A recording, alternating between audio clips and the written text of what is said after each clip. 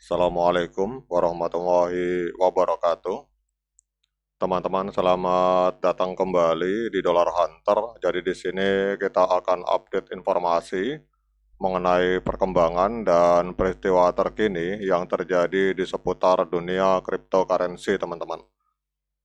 Namun seperti biasa, sebelum kita berbicara tentang dunia kripto, mari hari ini kita berdoa bersama-sama, memohon kepada Allah agar kita semua senantiasa diberikan nikmat berupa kesehatan dan juga diberikan keberkahan dalam setiap rezeki yang kita terima pada hari ini, teman-teman.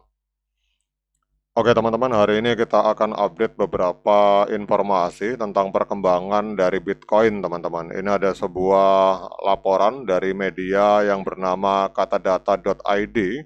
Jadi ini video saya buat tanggal 20 Mei. Jadi hari ini kita melihat bahwa ada laporan dari dunia finansial, dunia keuangan, bahwa CEO dari JP Morgan yang bernama Jamie Dimon ini mengizinkan nasabah untuk membeli Bitcoin, teman-teman. Jadi kalau kita lihat dalam laporan ini, JP Morgan Chase mengizinkan nasabah untuk membeli Bitcoin, tetapi tidak akan menyimpannya. Dan CEO yang bernama Jamie Dimon tetap skeptis terhadap Bitcoin, meskipun banknya hari ini menyediakan layanan pembelian Bitcoin, teman-teman. Dan Dimon ini mempertahankan pandangan negatifnya tentang Bitcoin, mengaitkannya dengan aktivitas ilegal. Meskipun begitu, ia membandingkan sikapnya dengan merokok, mengatakan bahwa ia membela hak orang untuk membeli Bitcoin, meskipun ia sendiri tidak mendukungnya, teman-teman. Kemudian di sini ada laporan juga bahwa Morgan Stanley ini telah menawarkan ETF Bitcoin Spot kepada klien tertentu sejak bulan Agustus 2024 dan JP Morgan Chase juga mempertimbangkan untuk menawarkan akses ke ETF Bitcoin, sementara sebelumnya mereka hanya berfokus pada produk berjangka Bitcoin, teman-teman.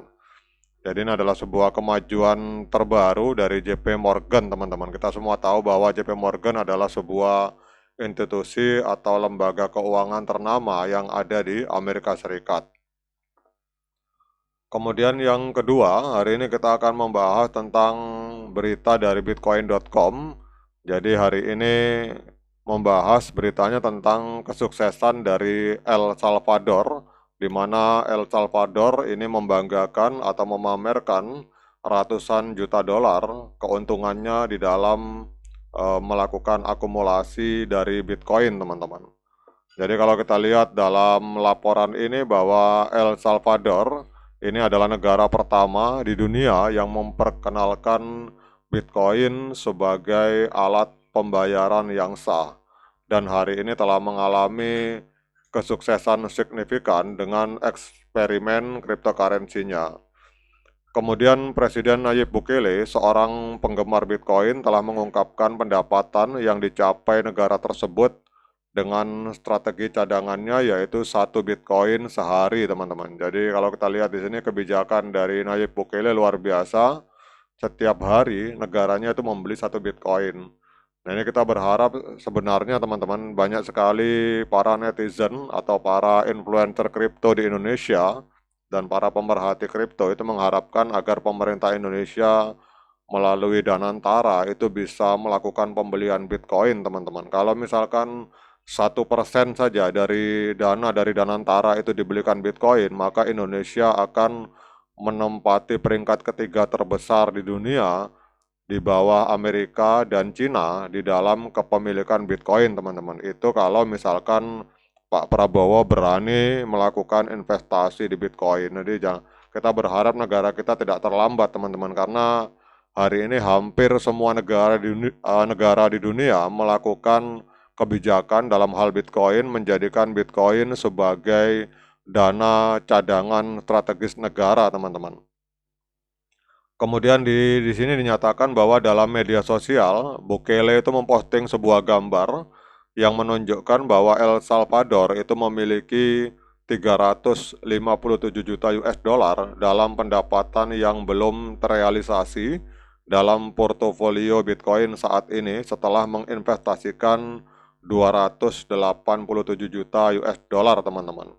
Kemudian El Salvador terus membeli Bitcoin bahkan setelah menyelesaikan kesepakatan fasilitas kredit dengan Dana Moneter Internasional yang menetapkan larangan pembelian Bitcoin oleh sektor publik sebagai syarat untuk pencairan 1,4 miliar US dollar, teman-teman.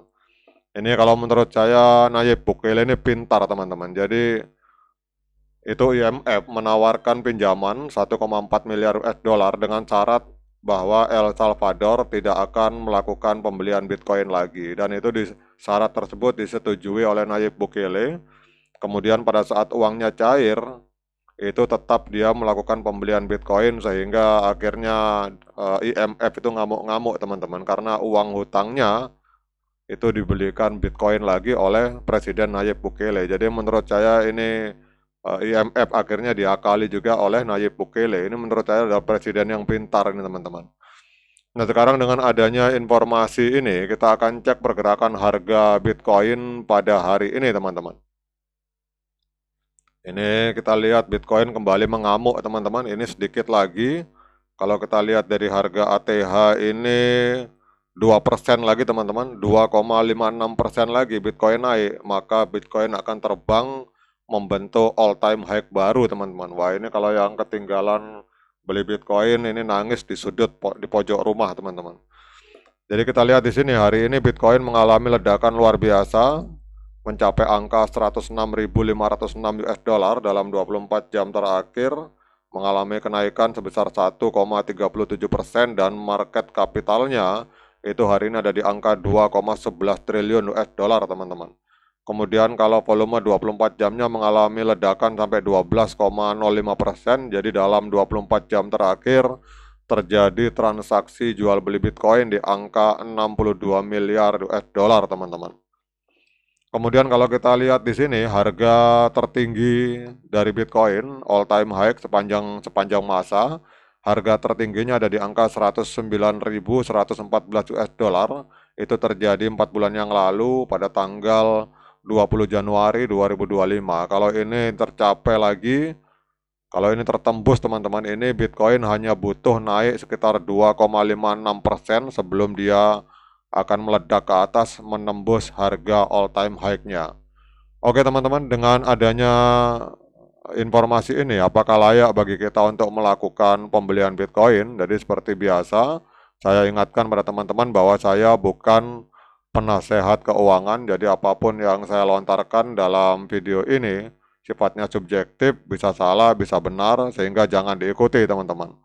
Namun kalau bagi saya pribadi, teman-teman, untuk Bitcoin itu kapanpun saatnya, itu bebas, teman-teman, untuk teman-teman mau membeli Bitcoin, apalagi kalau yang menggunakan strategi DCA, dollar cost averaging, itu adalah hari ini atau besok atau kapanpun itu adalah saat yang tepat untuk melakukan pembelian Bitcoin, karena Bitcoin itu memiliki karakteristik sebagai store of value, teman-teman, sebagai alat penyimpan nilai sama dengan emas.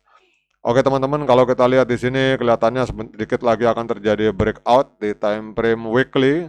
Kalau ini terjadi, maka kita akan melihat apakah Bitcoin mampu menembus 250.000 US dollar atau bahkan ini harga terdekat kalau di sini ada 110.000 US dollar, 120.000. Ini adalah angka-angka psikologis, teman-teman. Jadi angka 110, 120.000 dan 130.000 itu kemungkinan akan disentuh oleh Bitcoin karena itu adalah area angka psikologis dalam dunia trading. Oke, teman-teman, demikian update informasi ini. Tetap semangat menciptakan profit di dunia kripto. Sekian dari saya. Assalamualaikum warahmatullahi wabarakatuh.